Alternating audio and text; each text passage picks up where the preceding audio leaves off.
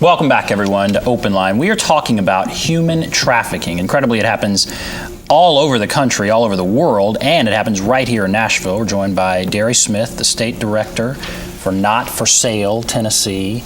And right before the break, we were talking about this happening right here in Nashville.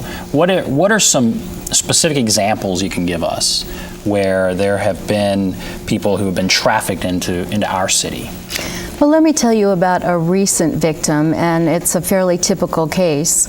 The girl was 17 when her ordeal began. She was recruited in, of all places, an English class at a church. She was originally from Mexico, but living with her sister in Atlanta. And a woman in this class just befriended this girl. I'll call her Dulce. And each week when they'd go to the class, they'd talk, and after some time, this woman just casually introduced her to two men at the back of the class, two friends. And Dulce really didn't think anything of it. It was a very short conversation, barely a hi. But what she didn't know is that the men followed her home that day. And later in the week, when she was home alone, they came to her door, said, "Pack your bags and come with us or we'll kill your sister." She was terrified, and she complied, and her personal hell began. Those men trafficked her, shuttled her between Florida, Georgia, and Tennessee for 3 years. They sold her to be raped 7 or 8 times a night while they pocketed all the money.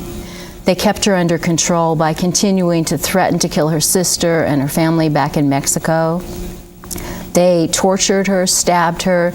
They carried an ice pick around, and when she was found, she had a huge gash down her side where they stuck her with an ice pick and just ripped her side. After 3 years, she was rescued right here in Nashville in a prostitution ring, a sting. And thankfully, our officers were educated in human trafficking, so they recognized the situation for what it was. The ice pick was on the floor of the car when they found her. Now, how is she doing now? She's doing well. Obviously, we have to be very careful to protect their security, so I really can't tell except that she's free, and we're very happy she's free. And so that's a situation where she was in another country and was forcibly brought here.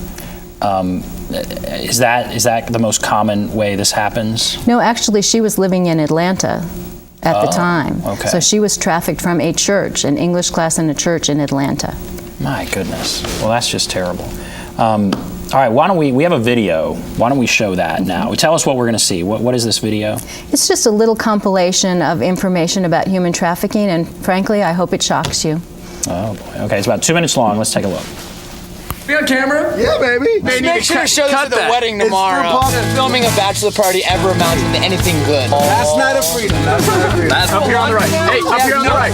Where do the high school girls hang out? I can show it to Sarah later, right? The single most lucrative commercial enterprise in the world. The fastest growing crime on the planet. Yeah, girl. Hey, we're gonna get shot. Boys, welcome to heaven. Sit. It's a reality. You're talking about hundreds of billions of dollars. Surprise again. This is not a lifestyle choice. It'll be as long as you wanna make it, you know. We live in a world where we don't necessarily know what's going on next door. Yeah. I don't even know where we are right now. Oh yeah, some serious massage. If you're not seeing it, you're not looking for it. Dude, what kind of place is this?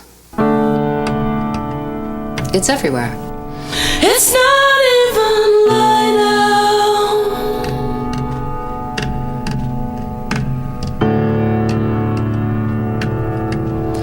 You're somewhere to be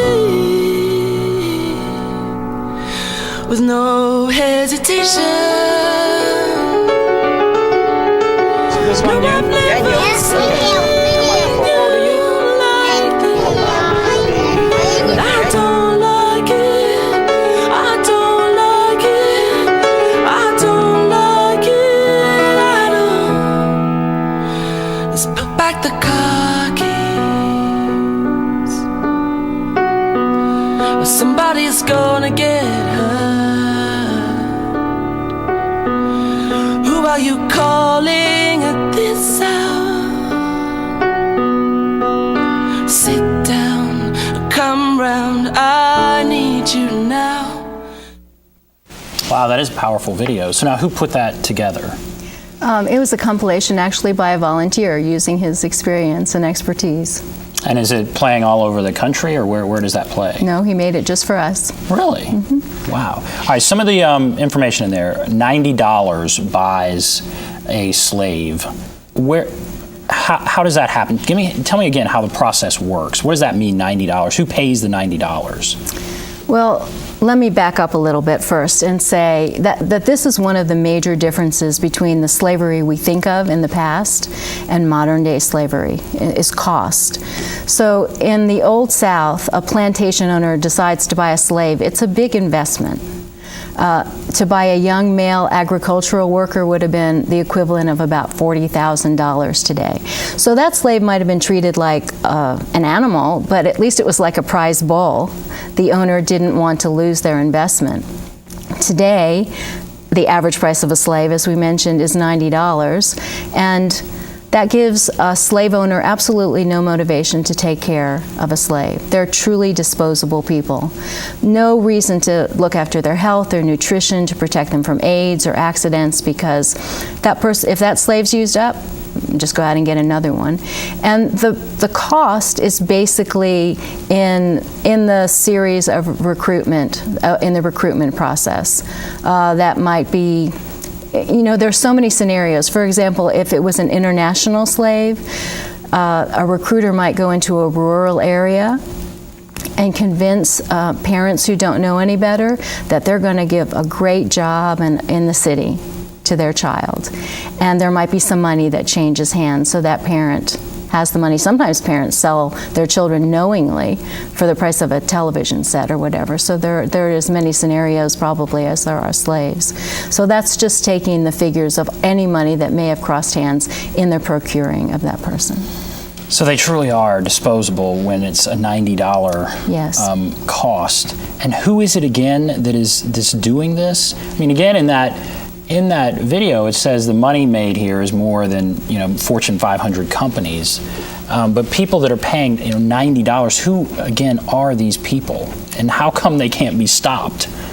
Well, just think about what a complex crime this is. I mean, we have people who are really smart, and they're very driven by money. They're motivated, they're organized, they're making a lot of money, they can get people easily. There's an almost limitless supply of poor, vulnerable, displaced people in the world to prey on. And then you picture the scenario I described of how hard it is to uncover. If a person is caught with another person, it's not easy to prove a crime. You have a victim who is terrified. Maybe they're in another culture and they don't know what can happen to them here.